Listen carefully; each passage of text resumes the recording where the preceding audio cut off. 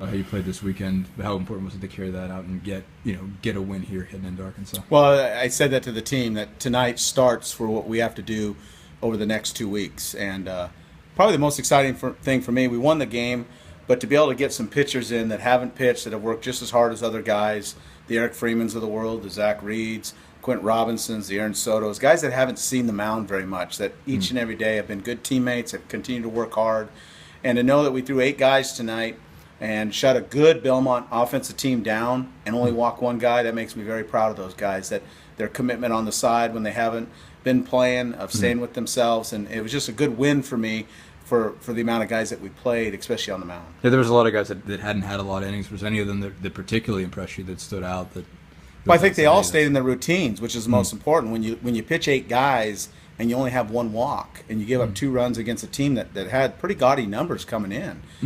Very proud of those guys. And, it's a good feeling as we go. Some good teammates got an opportunity to help us in a win. And now we get on the plane tomorrow to go to Fayetteville. And just like I told the team, I mean, it's going to be probably the most exciting atmosphere we've played in this year. A lot of fans. They're playing good baseball. But we're not going in there with our tail between our legs. We know what we have to do, and what's going to be even more exciting is when we play good baseball and come out of there with some success. Talked a little bit this weekend about how AJ was playing. Another night, he starts out 2 hits in his first 2 at bats defensively. He was pretty phenomenal.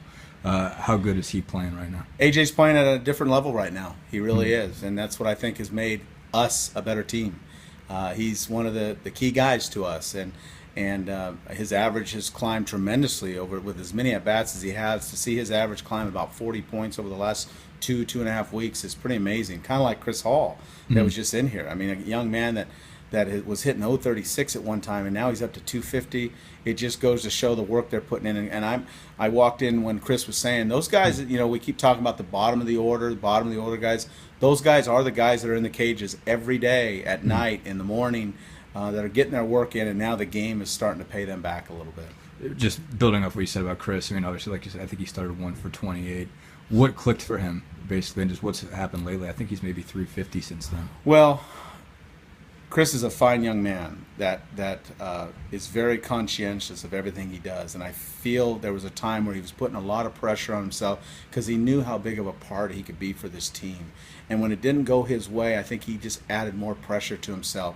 Where I'll compliment him is that he's mature enough to stick with himself. There's a lot of guys that would have tanked it after the start that he had, but he kept grinding, and again, now it's starting to pay off for him. And I think that's going on for a few guys in this team that didn't start out with glorious numbers, and now, Jordan Rogers is another guy that wasn't in there, and now he's taking as good at bats as anybody. Jared Pruitt, who wasn't even on the travel list to start the year, didn't even hit in inter-squad games most of the time, just played defense. And there's a young man that's taking as good as the bats of anybody. And as a coach, those are the kind of things you hold on to.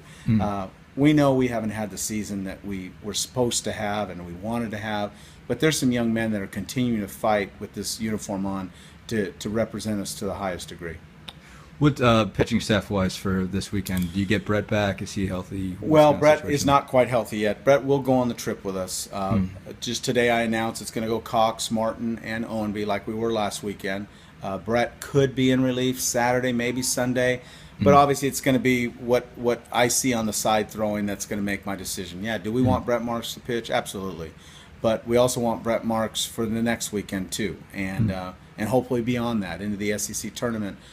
If we are fortunate enough to do the work that we need to do to get there. So I'm not going to push the envelope. I'm not going to win at all costs. We know what we have to do. We could do it without Brett Marks. It may be easier if we have Brett Marks, but it'll be in a shorter stint this weekend, if at all. Is it still the same stuff, just shoulder tightness? Is there anything worse? Yeah, it is. It's just he threw yesterday. It's still not quite what we want to see to push him out there.